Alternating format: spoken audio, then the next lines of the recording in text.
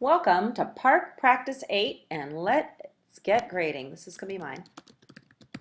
Before we do anything, let's get a score up here. So we've got a fraction bar. You go ahead and make yours. And then we can make a denominator because the denominator stands for what? Right, the denominator is the total possible points. So how many points are possible here? There's 2 for question 1, plus 3 for question 2. 2 plus 3 is 5, so make 5 your denominator, and here we go. Number 1 is a 2-pointer, and this one threw a lot of kids because it's first asking you to round some numbers, then it's asking you to use those rounded numbers to solve a problem. So it wasn't hard itself, but the way it was set up was hard, and you might see one like this, so tune in. So here we go. It says the owners of a new toy store have 888 puzzles to sell. Then it tells you they sell 237 puzzles the first month. They sell 461 puzzles the second month.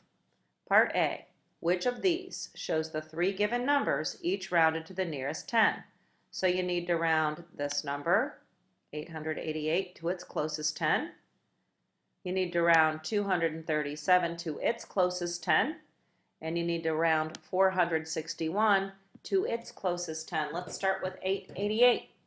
It's sitting in between 880 and 890. It's closer, of course, to 890. And so we know that the first number is going to be 890, and that means C or D. Now here's what's funny. C and D are both the same. So you could stop right there, but let's double check.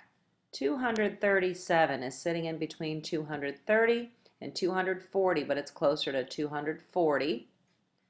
And 461, if we want to round it, okay, it's sitting in between 460 and 470, and it's closer to 460. So if you marked C or D, you are correct. If you marked them both, you're still correct, and give yourself 1 point.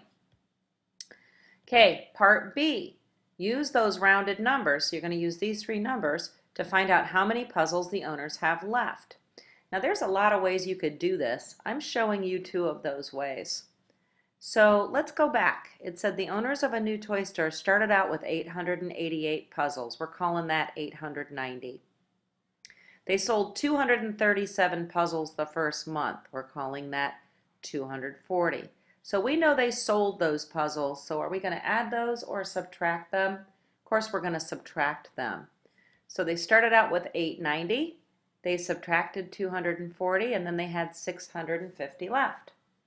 After that, they sold 461 puzzles. We're calling that 460. So they sold 460 more. We can subtract those again.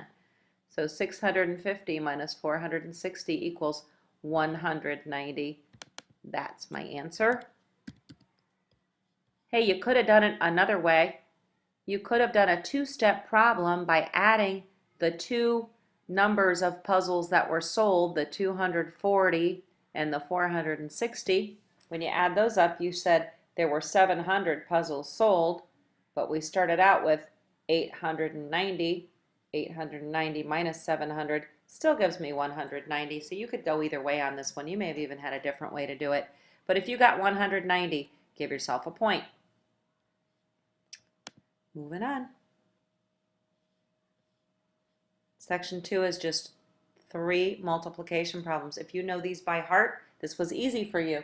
If you don't know these by heart, you probably have some tricks. I hope you do, so that you can get these. So enter your answer. 7 times 9. Some kids have a 9 trick where they use counting with their hands. Some kids just plain add 9 7 times. And some kids know that 7 times 9 is 63.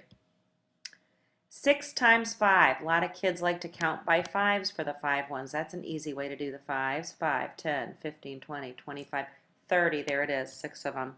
6 times 5 is 30. Maybe you know that by heart. And 4 7s. If you don't know by heart that that's 28, could you have added 7 plus 7? And that's 14. And then 14 plus 14 would have been 4 of them. And there's your 28. Okay, so count up your points. 1, 2, 3, 4, and 5. And put your total right as your numerator. I saw some kids that got all of them right this time. Starting next week, there is going to be a prize for people who get them all right. So see what you can do with that. This is a 4 out of 5. Let's make that an underline. And there it is. Okay, once you're finished, turn it into the box and you are done. Ta-da!